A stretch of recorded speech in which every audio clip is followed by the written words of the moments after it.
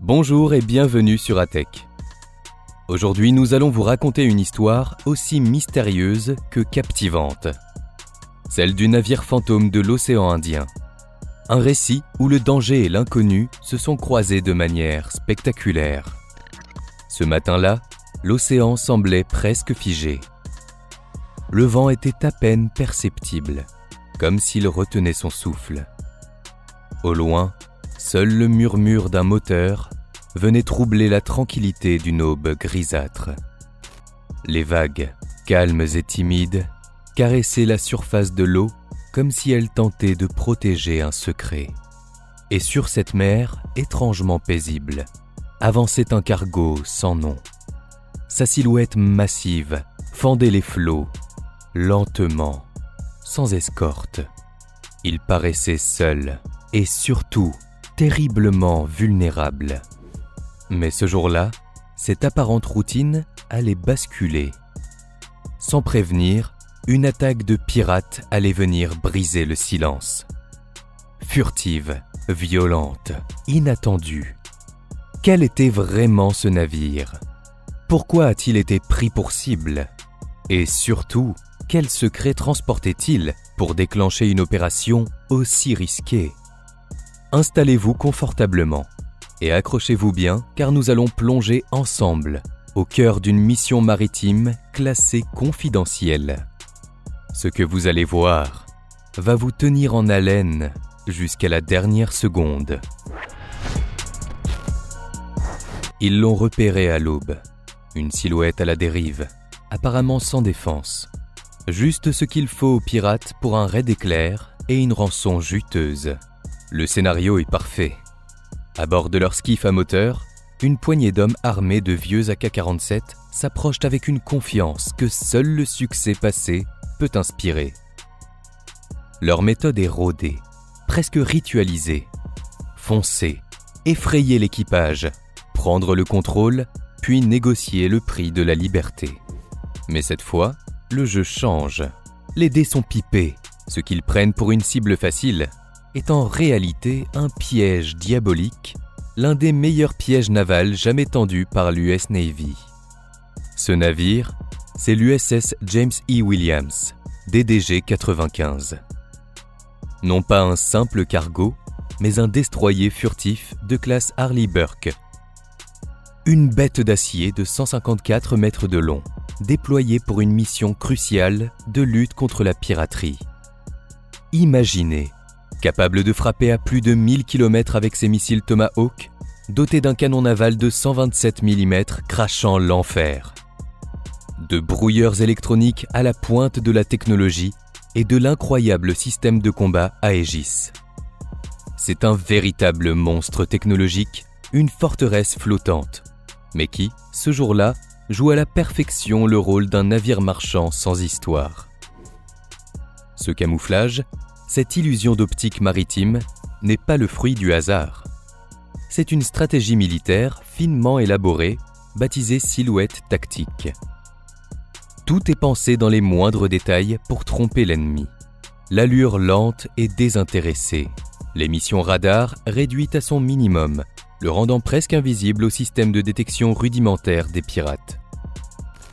Un équipage invisible, discret, comme si le navire était en mode pilote automatique. Un comportement passif, dénué de toute manœuvre défensive apparente. Le but ultime, tromper les pirates, les rassurer, les attirer dans un entonnoir mortel, d'où ils ne pourront plus s'échapper. Le skiff se rapproche, irrésistiblement. Les pirates crient, leur voix se mêlant au vrombissement du moteur, leurs armes levées dans un geste de domination. À bord du prétendu cargo, sur le pont, l'atmosphère est étrangement calme. Personne ne panique. Non. L'alerte a été donnée en silence. Une onde de choc invisible, mais palpable à travers les entrailles du navire. Chaque marin est déjà à son poste. Les doigts sur la détente invisible. Les yeux rivés sur les écrans. Puis, les haut-parleurs, jusqu'ici silencieux, se déclenchent, leur voix synthétique déchirant l'air. Vous approchez d'un navire militaire américain. Éloignez-vous immédiatement. Un frisson d'incertitude parcourt l'équipage pirate. L'hésitation est palpable. Un instant de trop tard. Un tir de semonce, précis et puissant, fracasse la surface de l'eau à quelques encablures de leur embarcation. Puis un second, cette fois-ci beaucoup plus proche, l'éclaboussure froide et menaçante rappelant la puissance qui leur fait face. Et là, l'imprévisible surgit. Un hélicoptère MH-60R Seahawk. L'œil du prédateur jaillit des cieux dans un vacarme assourdissant de rotors. Il se stabilise, projecteur braqué, transformant la scène en un bateau d'opération nocturne, ses mitrailleuses prêtes à cracher le feu. En quelques secondes, la scène se fige, le temps semble suspendu. La surprise est totale. L'avantage est du côté de la proie. Un pirate, pris de panique, se jette à la mer, cherchant une échappatoire désespérée. Un autre lève les bras, signe d'une reddition forcée. Mais la machine est déjà en marche. Des RHIB, Rigid Hull Inflatable Boats, ultra rapides, véritables bolides des mers, quittent le ventre du destroyer comme des fauves lâchés de leur cage. À bord, des équipes d'abordage, l'élite des forces spéciales, armées jusqu'aux dents, entraînées pour cette situation précise. En moins de 5 minutes, l'opération est une démonstration de force et de précision. Tous les pirates sont maîtrisés, désarmés, arrêtés. Aucun blessé, aucune victime du côté des défenseurs. Mission accomplie. Cette opération est le fruit de plus de 20 ans de stratégie militaire anti-piraterie méticuleusement développée et mise en œuvre par des coalitions internationales dévouées. Prenez la Combined Task Force 151, CTF 151, par exemple, une force multinationale qui opère sans relâche dans le golfe d'Aden et au large de la Corne de l'Afrique. Cette force, regroupant des nations comme les États-Unis, la France, le Japon et d'autres alliés, travaille main dans la main pour sécuriser les routes maritimes commerciales vitales pour l'économie mondiale. Depuis le début des années 2000, des dizaines de missions similaires à celle-ci ont été menées avec un succès retentissant, permettant de réduire de manière spectaculaire le nombre d'attaques de pirates. Les chiffres parlent d'eux-mêmes. Les actes de piraterie au large de la Somalie sont passés de 237 en 2011 à moins de 10 par an depuis 2019. C'est une baisse vertigineuse, une victoire remportée grâce à une combinaison de technologies de pointe et de collaboration internationale sans précédent. Les raisons de ce succès phénoménal sont multiples. Drones de surveillance RQ-4 Global Hawk.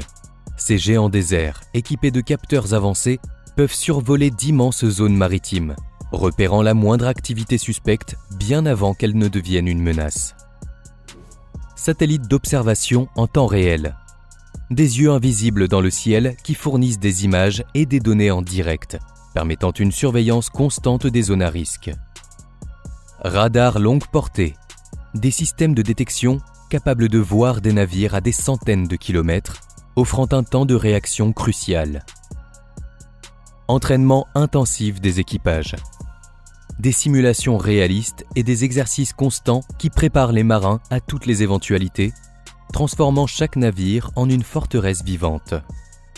Le tout est combiné à une communication ultra cryptée entre les navires et les centres de commandement, assurant une coordination fluide et secrète entre les alliés.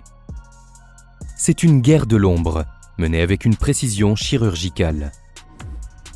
Mais au-delà de la prouesse militaire, une question lancinante demeure. Pourquoi, malgré ces risques écrasants, des hommes continuent-ils à risquer leur vie contre des forces aussi bien équipées, aussi implacables ? La réponse, tragiquement, se trouve à terre. En Somalie, un pays ravagé par des décennies de guerre civile, de famine et de chaos politique. La piraterie est souvent perçue non pas comme un crime, mais comme un choix économique, une dernière planche de salut dans un océan de désespoir. Selon les rapports des Nations Unies, il ne s'agit pas de quelques hommes isolés. Des réseaux criminels bien structurés sont derrière ces attaques. Ce sont eux qui financent ces opérations, fournissant l'esquif, les armes, l'essence, et qui, bien sûr, récupèrent une part significative, voire la majeure partie, des rançons. Entre 2008 et 2012, lors des grandes vagues de piraterie, certains pirates ont empoché jusqu'à 3 millions de dollars lors de rançons records. Des sommes astronomiques qui ont alimenté un cycle infernal. Cependant, aujourd'hui, la donne a radicalement changé. Les risques pour les pirates ont explosé. Les procès se multiplient dans le monde entier. Les États-Unis, la France, le Kenya et d'autres pays jugent ces pirates, parfois à des milliers de kilomètres des côtes africaines, souvent en vertu de la loi internationale. Les peines sont d'une sévérité exemplaire. Jusqu'à 33 ans de prison ont été prononcés aux États-Unis pour détournement de navires. Le temps de l'impunité est révolu. Les armateurs ont aussi tiré les leçons de cette période sombre. Leurs navires sont désormais des forteresses flottantes. Citadelles blindées à l'intérieur, véritables chambres fortes, où l'équipage peut se réfugier en cas d'assaut. Des fils barbelés sur les ponts, transformant l'abordage en parcours du combattant. Et de plus en plus, des gardes armés privés à bord, des professionnels aguerris prêts à repousser toute tentative.